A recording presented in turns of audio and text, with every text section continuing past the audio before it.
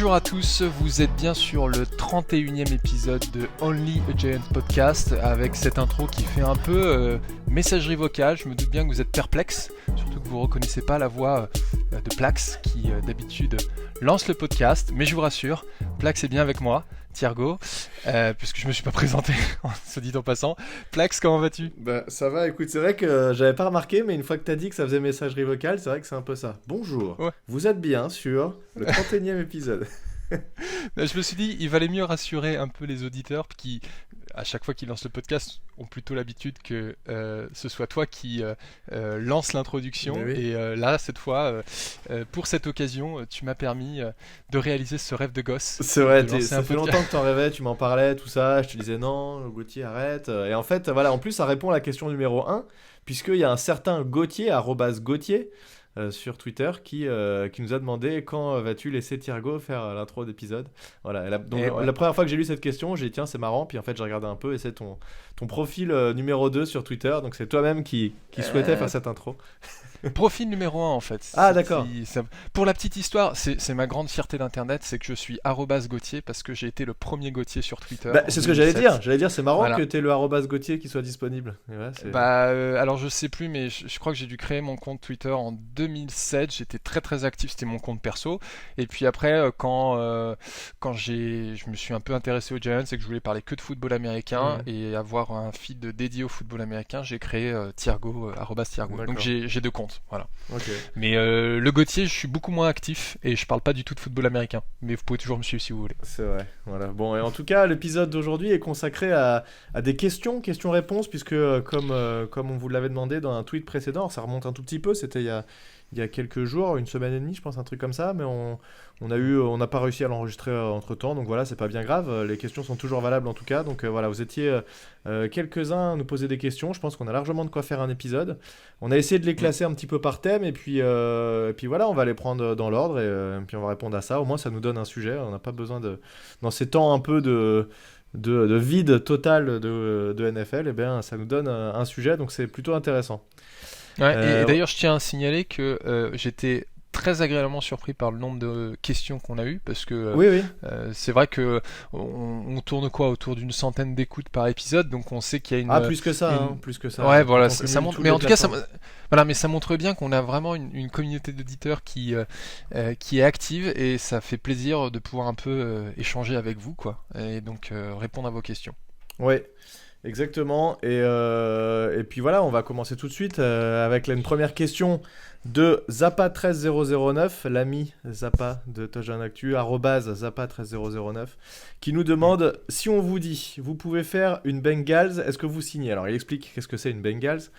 C'est-à-dire que vous allez en playoff plusieurs années consécutives, mais vous perdez chaque fois au premier tour. Voilà. Alors, est-ce que en gros, je pense que la question c'est ça, c'est est-ce que tu préfères aller en playoff tout le temps, mais perdre au premier tour, ou y aller de temps en temps, mais du coup, potentiellement aller plus loin dans les playoffs. Alors, si je dis pas de bêtises, je pense que notre ami Zappa fait référence à la période de Marvin Lewis, qui était head coach des Bengals il y a 5 ou 10 ans. Enfin, ouais, il y a peut-être jusqu'à... Et c'était un gars qui est resté super longtemps à la tête des Bengals et qui, en effet, à chaque fois allait en playoff, mais dépassait jamais le premier tour.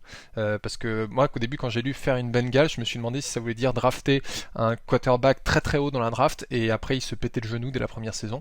Moi, je me suis demandé si ça voulait dire avoir un équipement très moche. Ah oui, coup, il y a aussi ça. Mais en tout cas, pour répondre à cette question, c'est compliqué parce que on n'a pas été en playoff depuis tellement longtemps. On sait plus ce que ça fait en fait, on n'arrive pas à se projeter parce qu'on se rappelle pas. Ouais. Moi, je peux répondre Ouais. en premier si tu veux, si t'hésites. Peut-être que ça te Bah, donnera vas-y. des idées. Moi, je préfère très largement y aller peu de fois, mais quand j'y vais, on fait un parcours intéressant. Et c'est ce qu'on a fait dans les années 2010. Oui. Quand on est allé en playoff, c'était souvent intéressant et on gagne 2 fois le Super Bowl en assez peu de temps. Donc moi, je préfère très largement y aller une fois tous les 2-3 ans, à se dire que l'équipe serait peut-être un peu moins forte, ou une fois tous les 2 ans, mais quand on y va, on passe quelques tours, voire on va jusqu'au Super Bowl.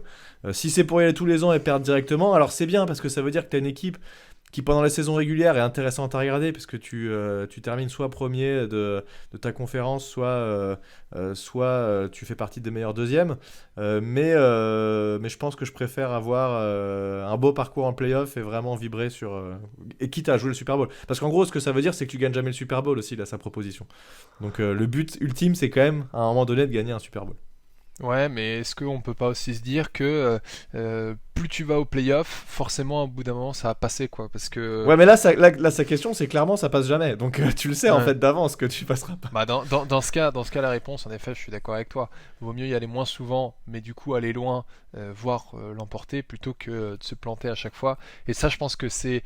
Il y a pas que Marvin Lewis, hein, alors j'ai pas des noms en tête, mais il y a pas mal de coachs qui étaient capables, chaque année, de monter une équipe qui allait en playoff, Mm, mais qui systématiquement se faisait sortir, quoi. Donc, mm.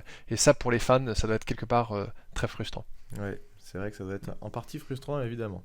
Deuxième question de Louche Baptiste, @Louche Baptiste, qui nous dit question classique, votre Giants préféré all-time en offense et en defense. Je te laisse répondre en premier.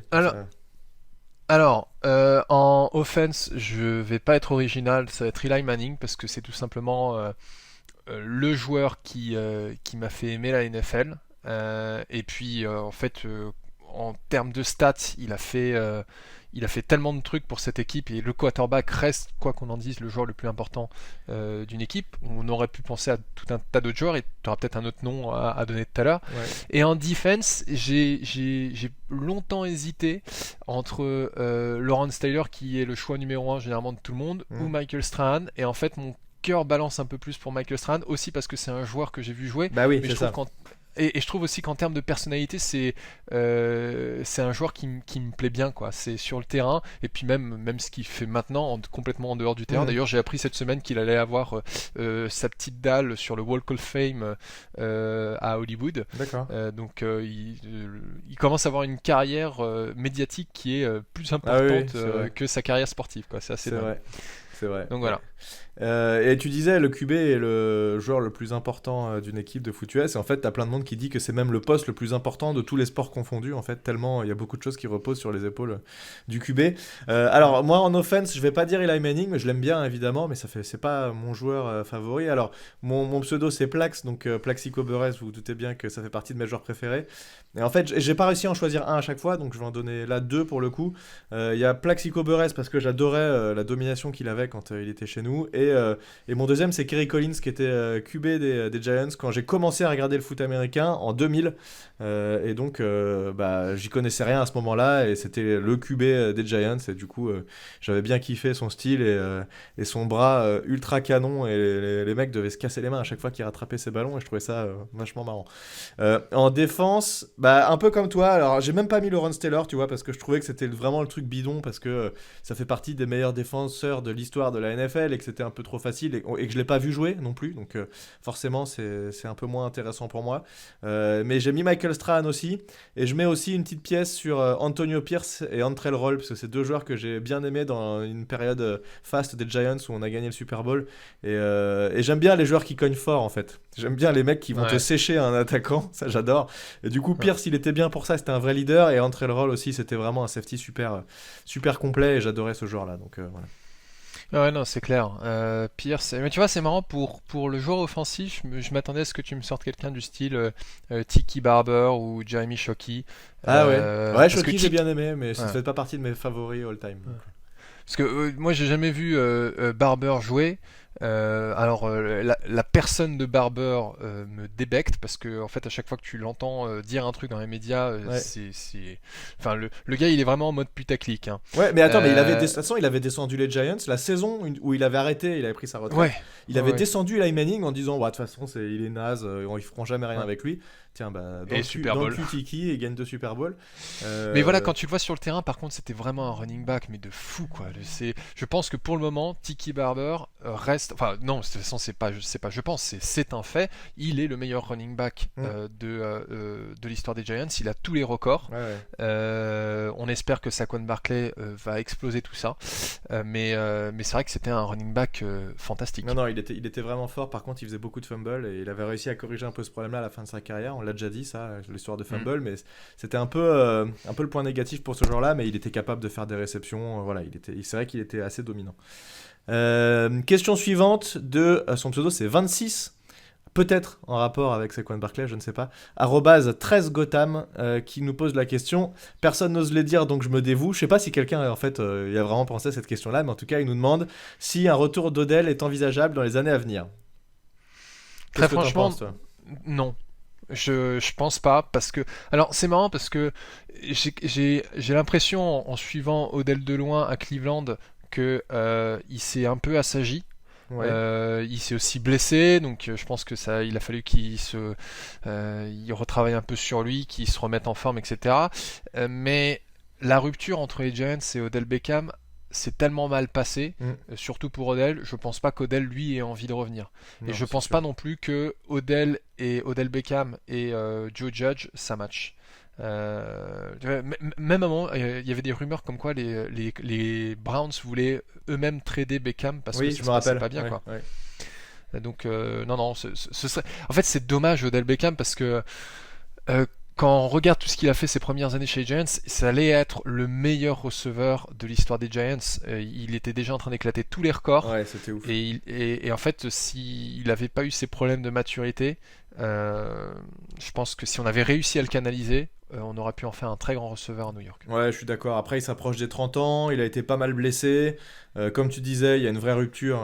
Ça s'est super mal passé. Comme quand tu te fais larguer par ta copine, il l'a très mal pris et je vois pas du tout revenir à New York. J'ai pas non plus l'impression que ses performances actuellement soient vraiment monstrueuses et méritent qu'on lâche quoi que ce soit pour le faire revenir chez nous. Donc voilà, s'il était pas blessé, que vraiment il faisait des super stats tout le temps et que c'était vraiment un top receveur, je dis pas qu'il est pas bon, hein, mais je le vois pas non plus maintenant dans le top receveur comme il a pu être, en tout cas quand il était dans sa saison rookie ou sa deuxième saison chez nous, où vraiment il était archi dominant, il te faisait des matchs à 150 yards, il était vraiment chaud, quoi. Je le vois plus à ce niveau-là maintenant. Donc pour moi, effectivement, je suis d'accord, pas de retour possible, ça me paraît très très compliqué.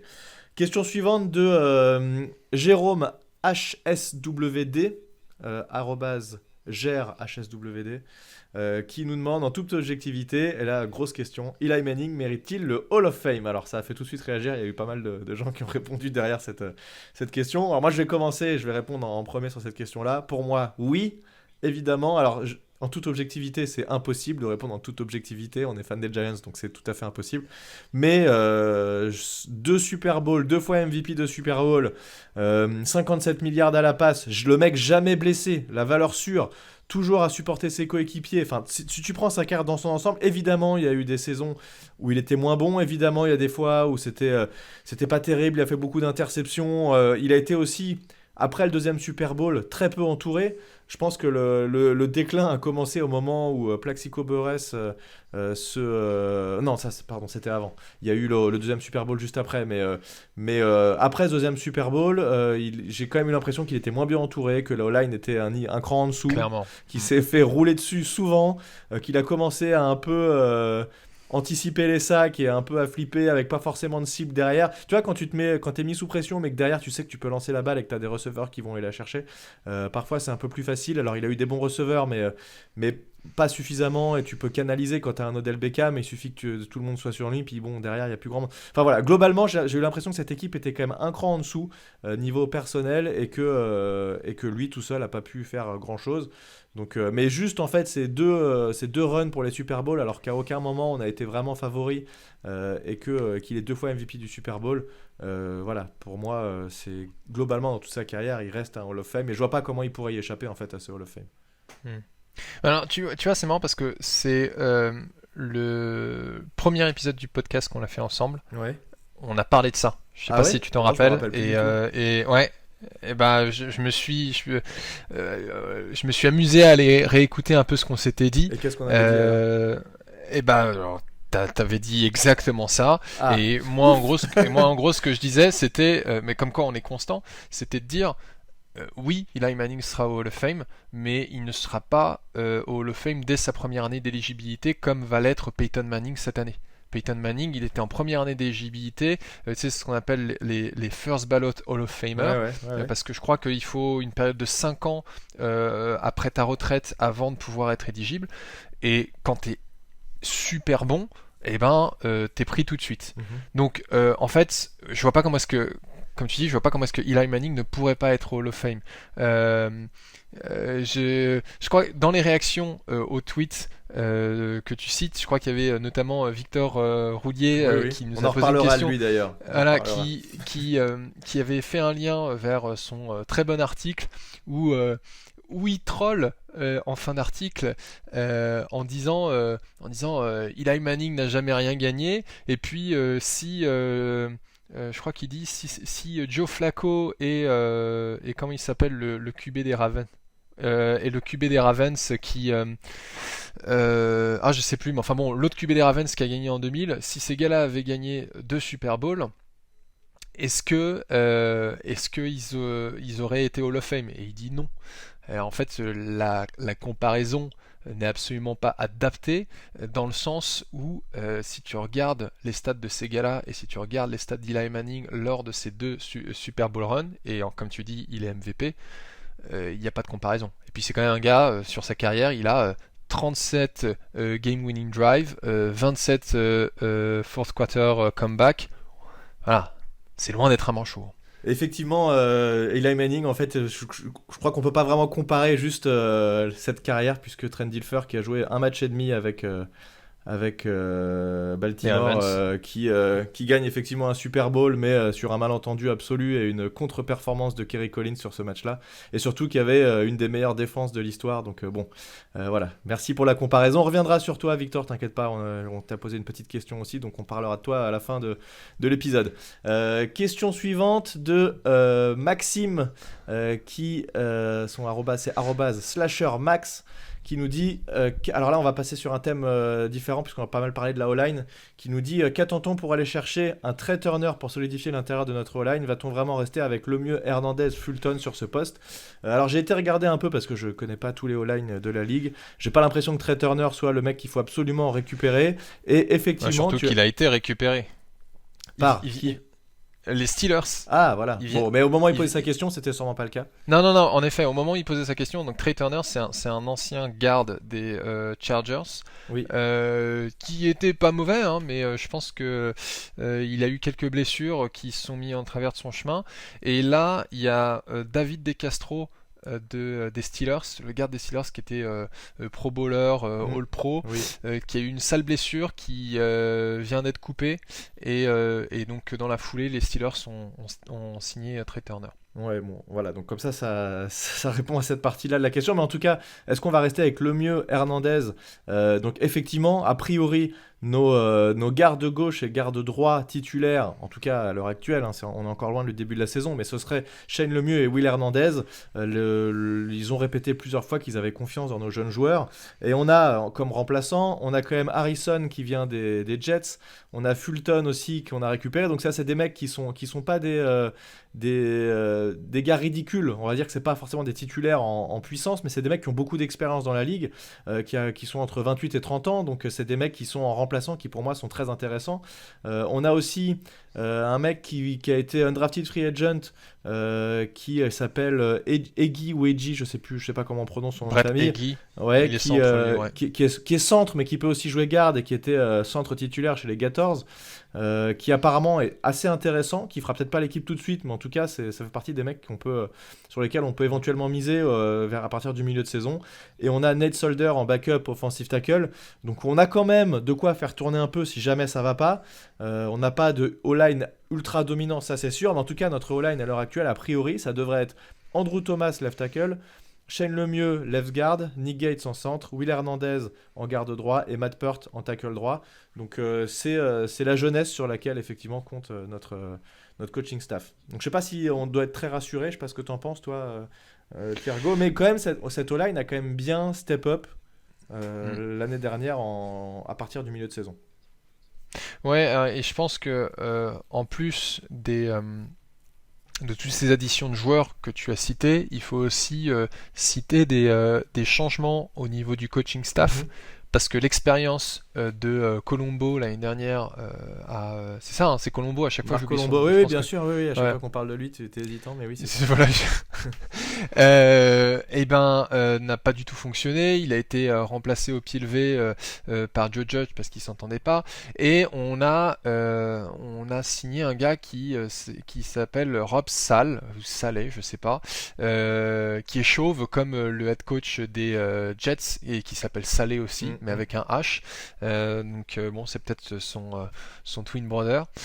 Et surtout en fait, donc ce gars-là est réputé en NCA comme étant quelqu'un qui développe énormément ses joueurs, qui travaille énormément sur le développement des joueurs et qui est un bon coach. Bon, je pense qu'on dit ça de toutes les nouvelles signatures, bien entendu, on attend de voir. Non, mais surtout, moi, ce qui me rassure beaucoup plus, c'est on a récupéré un ancien coach qui vient en tant que consultant, c'est Pat Flaherty, qui était en fait le offensive line coach pendant la période dorée où on avait Sean O'Hara, Rich Seubert, Chris Nee, etc. Et qui en fait est un gars qui est un peu à la retraite, mais il vient en tant que consultant pour aider les coachs de la offensive line. Donc c'est pas lui qui va faire le coaching au jour le jour, mais au moins il va être là et il va pouvoir les assister. Donc j'espère que ça va permettre en fait de développer et de comment dire réaliser le potentiel de certains joueurs parce qu'on n'a pas des manchots sur cette ligne. Ce sont pas des top Non, OL encore, mais il y a du potentiel. et clairement, ils comptent sur eux et ils comptent sur un vrai développement de cette O-line. Alors aussi, on rappelle qu'une O-line, il peut pas y avoir une bonne cohésion entre tous les joueurs comme ça d'un coup. Il faut qu'ils jouent entre eux. Je rappelle aussi que Nick Gates, c'est la première fois qu'il jouait centre l'année dernière. Donc voilà, il y avait beaucoup de choses qui devaient se mettre en place. Shane Lemieux, il y a eu pas mal de rotations au niveau des gardes, au niveau des tackles, etc. Donc voilà, a priori, là, on va quand même se poser sur une O-line plus expérimentée et plus solide avec peut-être un peu moins de remplacements. Donc on va voir ce que ça va donner. Mais les Giants ont l'air d'avoir confiance en eux. Puisqu'en fait on a d'autres questions sur ça. Après on a Milou Fantasy Ballers Major Milou FB qui nous dit l'offense a plein de nouveaux éléments très intéressants, mais l'offensive line est toujours la plus nulle de la ligue selon PFF. Alors réponse, déjà je me méfie un peu de ce que va dire PFF, qui va sûrement globalement prendre les joueurs les uns après les autres et puis additionner leurs notes qu'ils leur ont mis, qui sont un peu parfois étranges. Donc je vais pas prendre ça pour argent comptant et je m'en fous un peu de ce que va dire PFF là-dessus. Surtout Sauf quand ça nous arrange. Sauf quand ça nous arrange. Là, PFF, c'est vraiment de la science exacte. Voilà. Non, mais je veux dire, je vais pas m'attarder sur ça. C'est pas parce que PFF va dire qu'ils vont être nuls. Surtout, peut-être que c'était le cas l'an dernier, mais c'est pas parce que c'était le cas l'an dernier que ce sera le cas cette année-là. Donc cette année qui arrive. Donc voilà, on va pas trop s'attarder là-dessus. Mais après, il dit comment faire si les plays n'ont pas le temps de se développer et si on compte sur Barclay pour enchaîner les exploits. Alors là, il a raison. Ça peut être un problème si jamais vraiment la O-line se fait archi dominer. Je pense pas que c'était le cas non plus l'an dernier. Ils se faisaient pas non plus ultra écraser à chaque jeu. Encore une fois, ils ont vraiment progressé et de toute façon, il y a moyen, par du play calling intelligent, de contourner d'éventuelles difficultés de la O-line. Alors pas à tous les matchs, pas tout le temps, pas sur tous les jeux, mais ça n'arrivera pas. La O-line tient quand même globalement la plupart du temps. Effectivement, parfois elle va se faire déborder, c'est sûr. Mais je pense que si le play calling est intéressant, il y a moyen de faire quelque chose quand même. Et faut pas oublier aussi que l'an dernier, on était l'équipe la plus blitzée. Donc forcément, quand t'es une O-line de 5 joueurs et que tu tapes 8 mecs en blitz, c'est pas la même chose que quand t'as 3-4 mecs que tu dois contrôler. Et l'an dernier, on avait peu d'armes et donc avec un Saquon Barclay qui était blessé, une défense qui ne nous respectait pas. Les défenses, forcément, c'était on s'en fout, on va les blitzer. Ils ont un QB en deuxième année, ils ont pas de la O-line, c'est compliqué pour eux. Il y a pas d'armes, donc on risque pas de gros jeux derrière. Allons-y, blitzons comme des porcs, et donc c'était compliqué. Donc là, ça risque de tout ça l'un dans l'autre fait que on est quand même plus confiant sur ce qui peut se passer. Oui, en fait, clairement, il y a plusieurs choses. Hein. Je pense que le fait qu'on ait perdu Saquon Barclay et qu'on n'avait pas de receveur dominant, on poussait les défenses à beaucoup plus nous blitzer. Parce qu'ils se sont dit, de toute façon, leurs receveurs, ils se démarqueront jamais. On avait un Sterling Shepard qui, un match sur deux, était out à cause de commotion.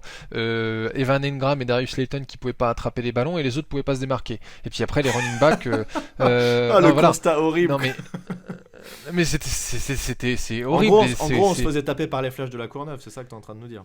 Ouais, c'est un peu ça, ouais. Et on a quand c'est... même gagné plusieurs matchs, hein. Finalement, on fait un Ouais. meilleur bilan que l'an dernier, tu vois, alors c'est pas mal. Ouais, tout à Enfin, fait. qu'il y a 2 ans. Non, et tu vois, et même si au running game, on avait Wayne Gallman qui a eu une bonne saison, c'était pas Saquon Barkley. Là, je pense qu'il y a plusieurs choses. La première chose, c'est pour le running game, moi je trouve que dans beaucoup de nos linemen actuels, on a des gars qui sont vraiment puissants en run block. Oui, Par exemple Shane Lemieux et Will Hernandez, j'ai peur de ce qu'ils font en pass protection, mais par contre en run block, mais tout à il fait. défonce tout quoi. Et même Andrew Thomas, qui est meilleur en pass protection, même s'il est encore en train d'apprendre, mais ça c'était plus une question de coaching, comme on a pu le voir, il déplace littéralement des montagnes. Voilà. Et j'oublie Nick Gates. Je pense que la seule inconnue à la limite, ça va être le right tackle. Qu'est-ce qui va se passer avec Nate Solder? Bon, mais on a au moins 4 gars sur 5 qui en run block savent faire le job. Ned Solder sera pas titulaire, je te le dis, hein. Il sera remplaçant, hein, c'est sûr. C'est Matt Peart le titulaire. Il y a pas de question, hein, c'est sûr. Ok, ok, on note. Ils l'ont plus On ou note. moins dit, hein, ils l'ont plus ou moins avoué pour Non, l'instant. non, Après, on sait jamais ce qui va se passer en camp d'entraînement. voilà. Peut-être que. Non, Voilà. mais on en reparlera. Note-le, en septembre, mais ça- notez-le. Faites une capture audio de ce que je viens de dire. Ouais. Ouais, mais bon, ou Matt Peart, hein, en tout cas. Et puis après, en passe protection, je pense que dans la mesure, alors à chaque fois, c'est le vieil adage de installer le run game permet d'ouvrir la passe. Alors je pense qu'il n'y a pas que ça, mais je pense que, en tout cas, à la passe, on va plus pouvoir nous blitzer comme des porcs.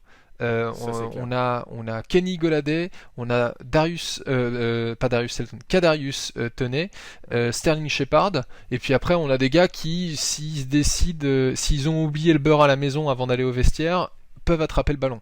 Je Mais pense à Evan Engram et Darius Slayton. Donc ils vont pas pouvoir nous blitzer comme des porcs, et donc en fait ça va être beaucoup plus facile, enfin en tout cas j'espère, pour notre ligne offensive. et je crois que le receveur parfait pour contrer ce genre d'équipes qui vont te blitzer comme des porcs, comme tu disais, c'est vraiment Kadarius Toney qui est, on l'a vu, et c'est ce qu'il a fait beaucoup à l'universitaire, est capable de catcher des ballons en screen derrière la ligne de scrimmage et d'aller gagner beaucoup de yards. Et ça, t'es obligé de le respecter quand t'as une défense, et du coup, ça t'oblige à mettre un peu moins de monde sur le blitz et un peu contrôler ce que peuvent faire les receveurs. Donc, tu vois, c'est le receveur qui peut être intéressant quand t'as une équipe qui va vraiment te blitzer beaucoup. Ensuite, on a Vivien Chauffaille, @Vive Chauffaille, qui nous demande, question pessimiste, imaginons que la O-line, donc ça reste dans le même thème, se fasse marcher dessus toute la saison. Là, par contre, il pose une question sur Daniel Jones. Et que la saison de Danny soit par conséquent pas folle. Qu'est-ce qu'on fait en gros avec notre QB? Alors là, voilà, on a une deuxième question qui reviendra, donc on ira un peu plus vite parce que c'est un peu la même question. Mais en gros, si Daniel Jones fait une saison pas terrible, on va se dire que c'est pas forcément 100% de sa faute, donc on n'est pas encore sûr vraiment de ce qu'il peut faire, et que c'est à cause de la O-line globalement. Qu'est-ce qu'on fait l'année prochaine?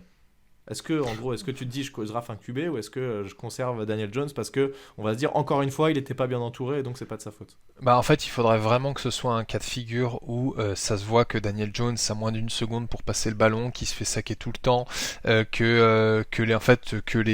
O-line est en mode porte de saloon. Faudrait vraiment que ce soit Non, mais ça c'est pour quand même qu'on pas se dise possible, bon. ça.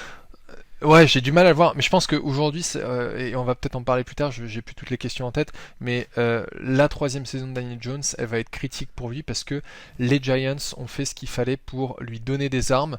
Alors, ils n'ont pas renforcé la ligne offensive parce qu'ils ont, comme l'a dit Dave Gettleman, beaucoup plus confiance dans la ligne offensive que les médias et certains fans. Après, ouais, moi j'ai peur que même si c'est clairement la O-line qui est fautive, et que les Giants se retrouvent dans le top 5 de la draft, qui disent à Daniel Jones, bon bah salut mon gars, on va prendre quelqu'un d'autre. Ouais, moi je suis d'accord avec toi. Si jamais on se retrouve avec une très bonne place parce que tout ça mélangé fait qu'on se retrouve avec une équipe qui gagne très peu de matchs et on va encore avoir un pic super haut. Rappelons qu'on a 2 premiers choix de draft de l'année prochaine. Donc si on se retrouve avec un pic haut, pour moi, il n'y a pas de raison de ne pas prendre un QB. Si vraiment tout se passe mal, que le QB prouve rien de plus cette année, etc., oui, même si c'est la faute de la O-line en partie, à un moment, tu es censé aussi faire avec. Hein. Tous les QB ne sont pas protégés pendant 10 secondes quand ils lancent la balle. Il y en a qui arrivent très bien à se démerder avec un peu de pression. Donc là, pour le coup, effectivement, il n'y a pas de raison. Et puis surtout, on aura une draft qui sera très profonde l'an prochain avec beaucoup de QB qui vont se présenter. Donc je pense qu'effectivement, il y a moyen que les Giants se tournent vers un QB si jamais ça se passe comme ça. Mais on en est très loin. On est très loin de ce scénario-là. Question suivante de Senio@senden21 qui nous pose une question un peu similaire, mais cette fois-ci en rapport avec la O-line et Saquon Barkley. Donc la O-line, ça vous marque vraiment, hein, le niveau de notre O-line, vous êtes vraiment inquiet, ça c'est clair. Donc il nous dit, Senio, avec la faiblesse de la O-line et le retour de Saquon Barkley, qu'attendez-vous comme performance cette saison au niveau de la course ? Quelle fréquence d'utilisation ? Donc je pense que cette O-line, moi qui est jeune, et on a quand même beaucoup investi quand même à la draft, hein, sur les dernières années sur la O-line, je pense qu'elle devrait, on l'a dit depuis tout à l'heure, augmenter un petit peu de niveau et qu'elle sera meilleure en tout cas que les O-line qu'on avait il y a 2 ans, il y a 3 ans ou il y a 4 ans. Et n'oubliez pas que Saquon Barkley fait une super saison, sa saison rookie, alors que le O-line n'était quand même pas terrible. Donc je pense qu'il y a moyen de le revoir. Alors évidemment ça dépend s'il arrive à revenir à 100%, mais je pense que s'il revient à un niveau correct, il y a moyen qu'il fasse une très bonne saison. Et sa fréquence d'utilisation, je dirais qu'elle devrait augmenter au fur et à mesure de la saison, puisqu'on va peut-être pas le faire jouer tous les snaps alors qu'il vient de revenir d'une grosse blessure, mais que ça devrait monter petit à petit. Après, j'espère quand même qu'on va faire un peu plus tourner que ce que ça pouvait l'être au tout début avec Saquon, où il jouait vraiment l'intégralité des snaps et que c'était très très rare de voir le running back numéro 2. J'aimerais bien quand même un peu plus de rotation au niveau du running back. Ouais, bah, je pense que c'est aussi pour ça qu'on a signé Devontae Booker, hein, qui avait fait des très bonnes saisons à Denver et chez les Raiders, avec, il me semble, une moyenne de 4,3 yards par course, qui est quand même assez énorme. En tout cas, si on se concentre sur Saquon Barkley, je suis d'accord avec toi, hein, le fait d'avoir une mauvaise line, ça lui a jamais permis, ça lui a jamais empêché en tout cas d'être performant. Et moi, ce qui m'inquiète le plus, c'est comment est-ce qu'il va revenir de blessure, parce que c'est la 2e saison consécutive où il revient de blessure. Ouais. Donc, en tout cas, ce que j'ai plus envie de voir, et je pense pas qu'on le verra, parce que la O-line l'année dernière a vraiment montré une sacrée progression tout au long de la saison, c'est le truc où tu donnes le ballon à Barkley et il a déjà 15 gars qui sont sur lui alors qu'il a pas passé la ligne d'engagement, quoi. Donc ça c'était horrible à voir. La ligne d'engagement, tu nous le fais à la québécoise. À la québécoise. Alors que le quart arrière avait à peine remis le ballon avant la ligne d'engagement, c'était terrible. Ouais, non, mais tu vois, il a même pas fait 2 verges et c'est. Voilà, et là, nos amis québécois se disent, mais qu'est-ce qu'ils sont cons. Donc, ouais, ça va vraiment dépendre de comment est-ce qu'il revient de blessure pour moi. Ouais, je suis d'accord. Mais en tout cas, il n'y a pas de raison, même si la O-line n'est pas vraiment au niveau. C'est pas non plus des manchots, les gars. Quand on dit que la O-line n'est pas au niveau, c'est que parfois ils se font trouer. Mais globalement, ça tient une O-line NFL. Tu peux pas avoir la pression tout le temps comme ça et te faire écraser à moins 5 yards à chaque fois. Ça, c'est pas possible. Ou alors, ça veut vraiment dire qu'en face, les mecs blitz à 9 à chaque fois, quoi. Mais bon, ça devrait quand même pas être le cas. Classico Nico, @Classico Nico, qui nous demande si Barkley fait une saison sans blessure. Ça, c'est une sacrée avancée, ce serait vraiment bien. Mais avec des stats moyennes, êtes-vous prêt à lui proposer un gros et long contrat ? Eh bien, écoute, moi, je ne suis pas sûr que s'il fait une saison moyenne, compte tenu de son historique des blessures, etc., que ça vaille le coup, même si on l'adore, hein, Saquon Barkley, de lui proposer de crever le plafond niveau contrat. Je ne sais pas ce qu'il en sera, je ne sais pas ce que lui attendra. Mais a priori, s'il fait une saison sans blessure, il n'y a pas de raison que ses stats soient moyennes. Ça me paraît pas possible. C'est tout ou rien avec ce joueur, j'ai l'impression. Soit il fait une saison complète et il explose tout, soit il est blessé et on le voit pas. Mais une saison moyenne, je le vois pas trop. Bah, en fait, je pense que s'il fait une saison moyenne sans blessure, alors qu'est-ce qu'on appelle une saison moyenne ? Est-ce que c'est une saison à moins de 1000 yards ? Bah non, ce serait une saison à 500-600 yards, quoi, tu vois, je pense. Ouais. En fait, je lui proposerais pas un contrat à la McCaffrey, Camara ou Elliott, hein, pour vous donner une idée, ce sont des gars qui tournent au-dessus de 15 millions par an. Mais si on lui dit, bon bah écoute, t'as quand même... En fait, ça peut être plutôt pas mal pour le front office des Giants qui peuvent se dire, on peut l'avoir au rabais. Alors pas pour longtemps, mais on peut l'avoir au rabais. En mode, tu sors de 2 saisons avec des blessures, et puis là, tu nous fais une saison pas terrible. Écoute, non, t'auras pas 15 millions, mais on peut te proposer 10 ou 11 millions sur 2 ans. Comme ça, après, tu peux redorer ton blason et retenter ta chance dans 2 ans en free agency. Il faut savoir qu'avec le système de la 5e année en option, là, parce qu'il est sur son rookie contrat, Saquon Barkley, cette année, il gagne 7 millions, 7 millions 800, quelque chose comme ça. Non, c'est bien, hein. Oui, c'est bien, mais en fait, il gagne moins que sa 4e année. C'est un truc un peu bizarre, mais le fait est que en 5e année de contrat rookie, il gagne moins que sa 4e année. Donc je pense qu'il va avoir les crocs et il va vouloir justement, il va vouloir l'avoir son gros contrat parce que quand tu t'es blessé 2 saisons de suite, si tu peux atteindre des chiffres autour de 15 millions par an, bah t'es tranquille pour le reste de ta vie, Mais quoi. attends, il est dans sa combienième année là, Saquon? C'est sa 4e là? C'est ça. Oui, tu as raison. Tu as raison. En fait, on a activé. Ah, attends, là je suis sur Over the Tu m'as fait Cap. douter là, je me dis putain, ça fait quand même pas 5 ans qu'il est là déjà, Saquon. Non, non, non, non, t'as Il a tout fait à une fait raison. saison complète rookie et 2 saisons blessé. Ouais, ouais. Mais Donc c'est quand même moyen. en fait, là, cette année, il a en gros, il touche 4000. Il touche 4000, mais en fait, c'est son cap hit, excuse-moi, qui est inférieur D'accord, du genre. ok. Bon, là, on va pas rentrer dans les détails, Non, mais non. c'est que l'année prochaine, il gagne 7 millions et ça va être sa dernière saison.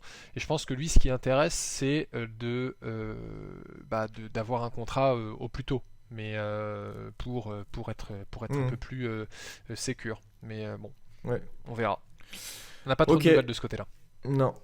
On a JPCWI, arrobase JPCWI, qui nous demande une question. Bon, on a déjà répondu, donc on va pas s'attarder. Si Jones ne confirme pas cette saison, que font les Giants?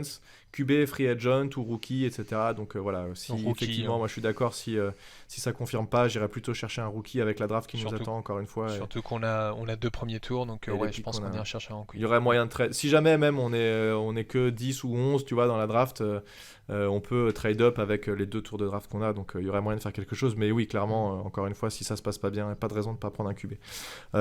Chaba, la bulbiloutre, arrobase Chabaloutre, qui nous demande que pourrait-on trouver comme excuse en cas de nouvelle mauvaise saison de Daniel Jones? Saquon aura-t-il selon vous un réel impact dans le jeu des G-Men? Alors pour la partie Saquon, oui, évidemment, s'il reste en bonne santé, il n'y a pas de raison et il a l'air de faire tout ce qu'il faut, Saquon, pour revenir à 100%. Quelle excuse on pourrait lui trouver s'il fait une nouvelle saison? Bah, pour moi, zéro, pas d'excuse. Bah, comme Avec l'a dit, l'équipe qu'on a, même ouais, si la O-line tient moyennement, pour moi, il y a plus d'excuses. ouais, ouais, mais ça, je pense que en effet, c'est ce que on lit un peu partout, c'est que c'est une année déterminante pour Daniel Jones. Et il faudrait vraiment que la O-line ne se pointe pas sur le terrain et du coup qu'il n'y ait personne pour le protéger. Juste Nick Gates qui vient lui faire le snap et puis après qui se casse pour qu'on dise ouais bon là c'est abusé, mais ça n'arrivera pas. Non.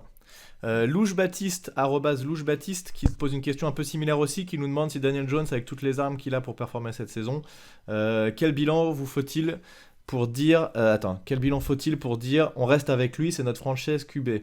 En gros, voilà, là c'est un tout petit peu plus précis sa question, c'est il faudrait comme stat niveau Daniel Jones pour te dire allez on le garde et on va pas chercher quelqu'un d'autre.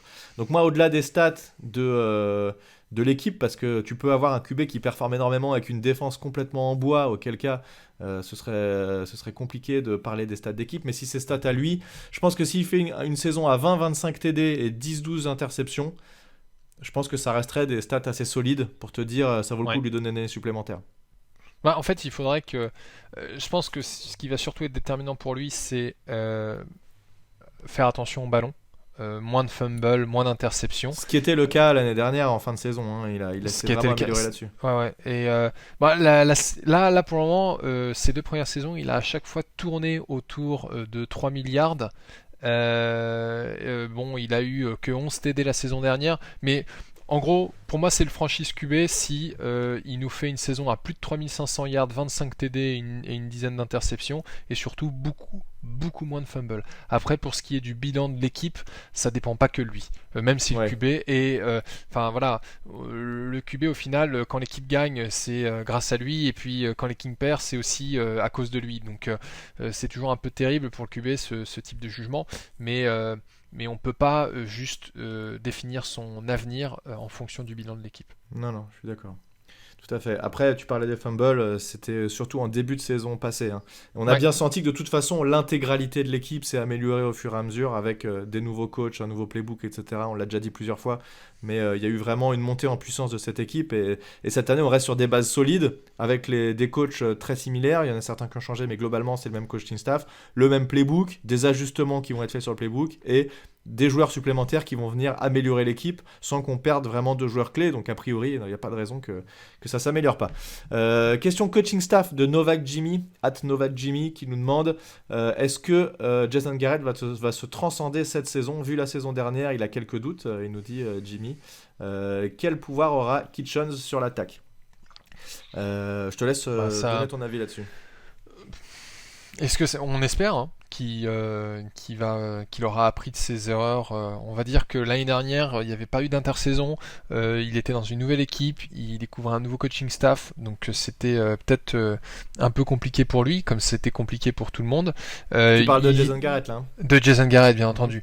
Il a montré, il y a quand même eu une période de la saison dernière où, quand c'était avant la blessure de Daniel Jones, quand il avait compris que Daniel Jones, il pouvait courir, et ben, il a commencé à faire un peu plus de play où il se servait de la mobilité de Daniel Jones et l'attaque tournait beaucoup mieux. Donc ça montre bien que Jason Garrett est capable de réfléchir et d'adapter son play calling. Il a après, un supérieur à 5, merci. Voilà. Après, pour Freddie Kitchens, pour rappel, l'année dernière, il s'occupait des tight ends. Oui. Là, il a changé, il devient senior offensive assistant. Tout à fait. Les tight ends, c'est Derek Dooley maintenant. Et en fait, je pense que ça pourrait être pas mal d'avoir Kitchens et Garrett qui travaillent ensemble. Donc ça veut dire qu'en tant que offensive assistant, il va être un peu un offensive coordinator bis. Et comme il l'a déjà été avec succès chez les Browns, ça pourrait avoir un impact positif, on espère en tout cas. Ouais, je suis d'accord. Et après, Judge a aussi dit, hein, il l'a dit en conférence de presse, qu'ils avaient déjà ajusté certaines choses du playbook. Et de toute façon, vu les joueurs qu'on a maintenant, on a un effectif quand même assez différent au niveau receveur. Et avec le retour de Saquon, il va falloir adapter.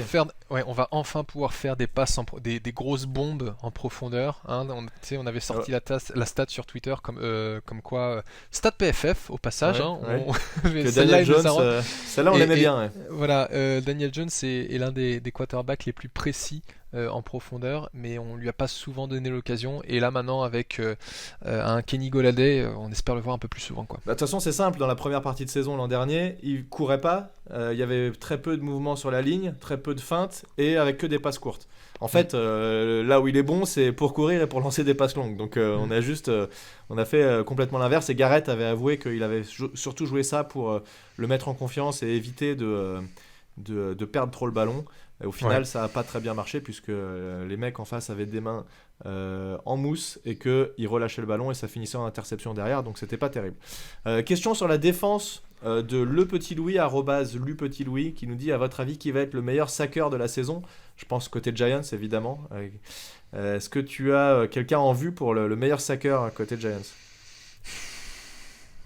Allez, je vais mettre une pièce sur Ojulari. Ouais, je dis pareil. Ouais, parce qu'en fait, sinon c'était Leonard Williams qui a été notre meilleur saqueur l'année dernière. Mais là, je me dis que Ojulari, c'est vraiment un pass rusher. Et on est dans un système où, typiquement, un gars comme Leonard Williams, qui lui est un defensive end dans une 3-4, aura moins d'opportunités d'attendre le quarterback. Donc, je mets ma pièce sur le rookie. Ouais, tout à fait, moi aussi. Et je mettrais une petite pièce là pour le coup aussi sur Lorenzo Carter qui avait très bien commencé l'an dernier, qui avait fini par se blesser et très rapidement dans la saison, je crois, contre les Bears. Et du coup, pourquoi pas aussi avoir son niveau, mais il était vraiment très intéressant avant qu'il se blesse. Il est de Georgia en plus, Carter. Si ouais, pas de exactement. Donc ce serait quand même assez marrant d'avoir un duo de rushers, Ojulari et Carter, qui, cool. Ce serait beau, quoi. J'avoue que ça ferait bien kiffer.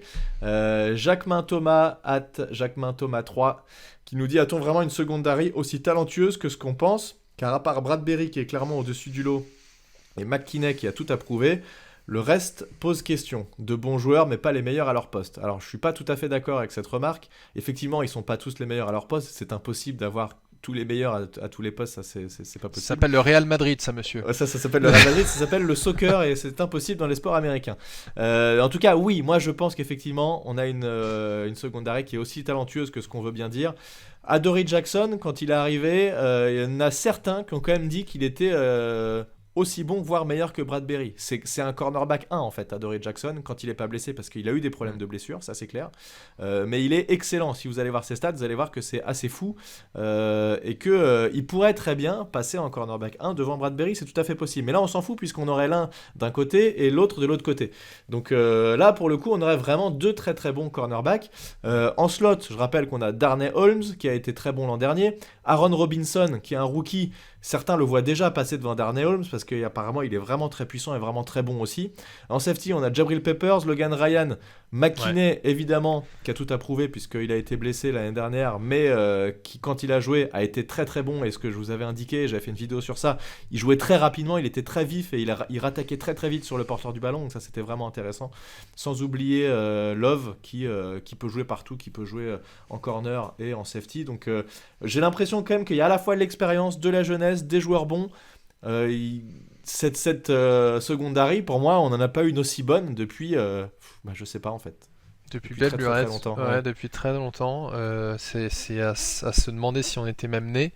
Mais non, mais en fait, moi je me dis, on avait un problème de riche dans le sens où on a trop de monde. Là, tu vois, par exemple, tu parles de Logan Ryan comme safety. Et en fait, si on a McKinney et Peppers, où est-ce que tu mets Logan Ryan? Mais on joue beaucoup avec 3 safety aussi. Hein. Ouais, je sais bien. Mais en fait, Logan Ryan, il avait pris la place de McKinney quand il était blessé. Oui. C'est un joueur qui a fait des trucs incroyables toute la saison dernière. Hein. Il a largement mérité son extension. Donc, ça va être intéressant de savoir comment est-ce que Patrick Graham va utiliser tous ces gars-là. Exactement. Et puis justement, je pense que c'est ce qui a permis à notre front seven d'avoir autant de sacs et d'être capable de mettre la pression, parce qu'on n'avait pas en fait des rushers de malade l'année dernière et on a quand même saqué plusieurs fois les quarterbacks. C'était parce qu'on avait une secondary qui était excellente et qui ne laissait aucune option au quarterback. Là maintenant, on a renforcé notre front seven et on a une secondary qui est encore renforcée avec Adoree Jackson, même s'il a des problèmes de blessure. Moi je me fais vraiment pas de soucis pour cette partie-là de l'escouade défensive. Je te dis, il y en a un qui doit être en train de se frotter les mains là en faisant son playbook et en imaginant ce qu'il va pouvoir faire. C'est Graham qui, à mon avis, va rentrer dans la tête des QB adverses et qui va te mettre un McKinney en safety le jeu d'après. Il va être en slot corner le jeu d'après. Il va se retrouver à l'autre bout du terrain. Et ça va tourner. Tu vas avoir des trucs. Ça va être impossible de lire cette défense avec des joueurs bons partout. Il va pouvoir faire plus de man que l'an dernier. On rappelle, notre défense encaissait beaucoup de yards et on jouait beaucoup de zones. À mon avis, ça va être parce que Graham est excellent dans ce qu'il fait, donc je pense que ça risque d'être assez fatal pour les attaques adverses. Je suis pressé de voir cette défense à l'action en tout cas. Ouais, on a SkiMaxBoy @Max Gürtler qui nous demande quel joueur avez-vous le plus hâte de voir jouer cette année, et nos prédictions sur Offensive Player of the Year et Defensive Player of the Year. Alors sur le joueur qu'on a le plus hâte de voir cette année côté Giants, qui c'est pour toi? Moi je mets dans les rookies ou n'importe qui? Non, n'importe qui. Mais côté Giants par contre. Ouais, côté Giants, je dirais Kenny Golladay. Golladay, ouais, effectivement. Voilà. Si c'était rookie, en fait, c'est vraiment nos receveurs parce qu'en fait, on a tellement manqué de receveurs l'année dernière que j'ai hâte de voir comment ça peut se passer quand on donne enfin des armes à Daniel Jones. Et moi, je mettrais Xavier McKinney parce que j'ai adoré le peu qu'on a vu de lui et que j'ai envie de le voir vraiment à l'action en espérant qu'il ne se blesse pas cette fois-ci sur une saison complète. C'est vraiment le joueur que j'ai envie de suivre. Maintenant, il demande Offensive Player of the Year et Defensive, mais là sur toute la NFL. Donc là, c'est petite prédiction. Qui est-ce que tu mettrais, toi? Attends, je suis en train de regarder à nouveau rapidement le premier tour. C'est Devonta Smith. Non, je déconne. Ah non, mais attends, on demande pas côté rookie. Hein. Ah. On demande quel Offensive Player of the Year. C'est pas Rookie Player of the Year. Ah, Rookie. Parce que si c'était Rookie... Là, tu vois, tu peux mettre un Patrick Mahomes ou un truc comme ça. Moi, je mets Patrick Mahomes, perso, parce que... J'en ai aucune idée. Ouais, c'est impossible de dire à ce moment-là, mais moi, ce que je mets, moi, c'est en offensive, je mets Mahomes, et je mets une petite pièce là aussi sur Justin Herbert, parce que je l'ai trouvé vraiment bon l'an dernier avec les Chargers. Il a vraiment fait des choses intéressantes, et il y a moyen qu'il continue de vraiment progresser cette année. Puis en défense, bah, je sais pas, tu peux Ah, mettre un Aaron Aaron Donald Don- ou un truc comme ça. Bah, Aaron Donald, comme chaque année, puisque en Ouais, fait comme personne chaque ne année. veut donner le titre de MVP à un défenseur. Je pense que, enfin, il y a que Lawrence Taylor qui l'a eu, mais Mais là, c'est dans- Defensive Player of the Year. Hein, donc, ah non, oui, je sais bien. parce que justement, il est pas déjà MVP de la NFL. D'accord, ok. Ouais, mais c'est Ouais, ça. En fait, c'est ok. c'est en fait pour moi s'il y a un joueur aujourd'hui qui mériterait d'être MVP de côté défensif, enfin un joueur de défense qui mériterait d'être MVP, c'est Aaron Donald. Ouais. Enfin voilà. Mais D'ailleurs, Aaron sinon, Donald qui avait été très bien muselé par Nick Gates quand on avait joué contre les Rams l'an dernier. Donc, ben ouais. à noter quand même. Il avait Euh, fermé et- le portail. Moi, celui que Euh, j'aime bien aussi pour le Defensive Yep. Player of the Year, c'est Devin White, T'écoutes- le linebacker de. T'écoutes des même pas Buccaneers. mes vannes en fait. Pardon, t'as dit quoi? Pardon, excuse-moi, j'ai pas entendu. T'as dit Nick Gates a muselé Aaron Donald. Je dis Ouais. oui, il lui a fermé le portail. Ok. Voilà. Mais du coup, elle est moins drôle parce que je te l'ai fait répéter. Exactement. Pardon. C'est complètement nul. Non mais t'inquiète, vas-y. Bon, donc bref, tu ouais, disais- du coup, Devin White, pourquoi pas, linebacker qui a été vraiment intéressant et c'est notamment grâce à lui que cette défense a été aussi bonne côté Buccaneers, donc pourquoi pas. Mm. Carlito75 at groscharlot75 qui nous dit quelle équipe de la NFC Est avons-nous le plus de chances de sweeper cette année, entre parenthèses if any. Alors oui, bien sûr qu'on va en sweeper des équipes de NFC Est cette année. Et c'est les Eagles, évidemment, on l'a déjà dit au dernier podcast, on le savait, il n'y a même pas à Ouais. reposer cette question, on l'a dit. Ouais, exactement. Les Eagles. Ouais, c'est. Bon, voilà. On aurait pu être tenté de dire, enfin moi j'étais un peu tenté de dire les Cowboys aussi, mais idéalement les deux. Mais je pense que c'est les Eagles. On a quelques trucs. D'ailleurs McKinney en a parlé un peu. Il a dit qu'il était un peu vénère que les Eagles aient décidé de tanker leur dernier match, ce qui a empêché les Mais Giants je te d'aller l'ai en dit, play. mais ils sont tous vénères contre les Eagles. C'est pour ça qu'on va les sweeper, parce qu'on va arriver avec une énergie supplémentaire que contre les autres équipes. Et on va les casser en deux, ces Eagles. Je te le dis, c'est sûr. Mm. C'est sûr. Et là, il y a Victor qui est en train d'enregistrer ce que je suis en train de dire et qui va me faire un malin plaisir de me Et le il repasser va quand nous le quand ressortir. ils vont nous éclater. On a Bertrand RCH qui nous demande sur un malentendu, peut-on accrocher le Super Bowl? Ça s'appelle la stratégie Jean-Claude Duss.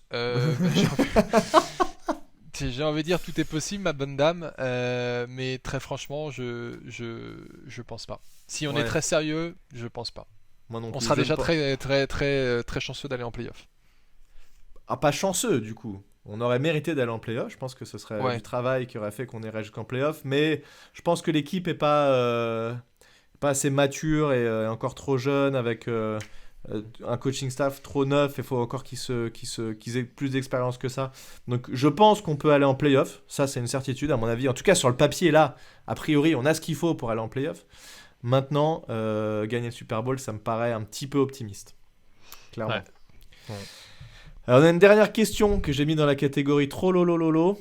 C'est notre ami Donovan McNoob, Victor Roulier, qui nous dit mise en situation, il reste 10 secondes à l'horloge et vous devez punter pour battre les Eagles. Est-ce qu'on met le ballon dehors ou est-ce qu'on veut être puni une troisième fois? Eh bien, écoute, on ne met pas le ballon dehors, on fait une passe Ave Maria et réception de Kenny Golladay dans la end zone et on gagne le match. Voilà ce qu'on fait. Moi j'aurais répondu différemment. Je dis on punt vers le punt returner des Eagles. On s'en fout qu'il marque un TD puisque de toute façon on a déjà 24 points d'avance vu que notre attaque va tout éclater. Ah mais moi ça marchait aussi, on avait quand même 24 points d'avance mais on faisait une Hail Mary dans la end zone pour mettre encore plus de points. Voilà, En mode Balek. C'est ça, t'imagines. T'es à la fin du match, tu mènes de 20 points et tu tentes une Hail Mary dans la end zone parce que t'as plus de respect pour cette équipe des Eagles. Alors ça, ce serait... J'ai tellement envie qu'on les éclate ces Eagles. Ils méritent. Il mérite, tout à fait. Ouais. Bref, bon voilà, on arrive à la fin de ces questions. Donc beaucoup de questions. On vous remercie une nouvelle fois à tous ceux qui ont posé des questions. J'espère qu'on a oublié personne. Normalement, j'ai récupéré toutes les questions et je pense qu'on a cité tout le monde. Oui, Donc, oui. En tout cas, c'était bien cool et on refera, je pense, ce genre d'exercice parce que ça vous permet de participer aussi, de vous donner la parole et puis vous avez certaines questions intéressantes. Donc voilà, moi j'ai bien aimé faire ce petit épisode en tout cas. Ouais, je pense que ça pourrait être à la limite intéressant de le faire au moins à mi-saison. Ouais, pour prendre un peu la température. Exact. Et puis même quand on sollicite pas les questions, si vous en avez, n'hésitez pas à nous en poser par Twitter, soit sur le compte de @NYGiantsFR ou le mien, Thiergo. Tout à fait. Et puis on les intégrera dans le podcast. Ouais. Et n'hésitez pas, comme d'habitude, à vous abonner à la page YouTube et à vous abonner sur les différentes plateformes sur lesquelles on peut s'abonner. Rappelle-nous toutes les plateformes sur lesquelles on est présent pour le podcast audio. Alors, pour le moment, on est sur Spotify, Google Podcast et Apple Podcast. Sur certaines d'entre elles, vous pouvez même mettre un like ou une note. Des étoiles, non ? Voilà, n'hésitez pas à le faire. Ça, non seulement ça nous fait plaisir, mais aussi ça aide à donner de la visibilité au podcast. Et on est sur une plateforme qui nous permet de poster sur d'autres plateforme, je pense à Deezer et d'autres trucs. Si jamais il n'y a pas la vôtre, n'hésitez pas à m'envoyer un tweet et puis je verrai ce que je peux faire si je peux intégrer le truc. C'est juste une petite manip à faire, donc il n'y a pas de problème. Voilà, vous avez toutes les infos. Merci Thiago pour cet épisode. On se dit la prochaine fois. Je sais pas quand est-ce que sera le prochain podcast. Qu'est-ce qu'il y a comme là, la prochaine échéance, c'est vers fin juillet. On va avoir le début du training camp. Donc, en fait, je pense que le mois de juillet, sauf si on se trouve vraiment une raison de parler, une grosse news ou autre, je vois pas quand est-ce qu'on va se reparler. Mais en tout cas, ce qui est sûr, c'est qu'on en fera un avant le début de la pré-saison. Ouais. Au moins, c'était ce qu'on avait fait l'année dernière. Tu sais, on avait fait un podcast pour revoir l'attaque et puis un autre pour revoir la défense et les special teams pour un peu essayer de faire une preview de l'effectif final de l'équipe. Donc, mais ça, on peut le faire qu'après avoir vu un ou deux matchs de pré-saison et avoir un peu un retour sur qui se débrouille bien en training camp ou pas, quoi. Voilà, c'est ça. Donc s'il y a des news côté Giants, on en fera un, voire pendant le training camp, et sinon, effectivement, avec les matchs de pré-saison, on en fera un avant le début de la saison officielle, ça, il n'y a pas de doute. Voilà, on fait comme ça. Bon, merci à tous, on vous dit à très bientôt sur Touchdown Actu. N'importe quoi, pourquoi je dis ça, c'est ma vie, c'est quand je fais mes vidéos Touchdown Actu. Oh là là, on se dit à très bientôt sur Only John Podcast, à plus tout le monde, ciao. Salut.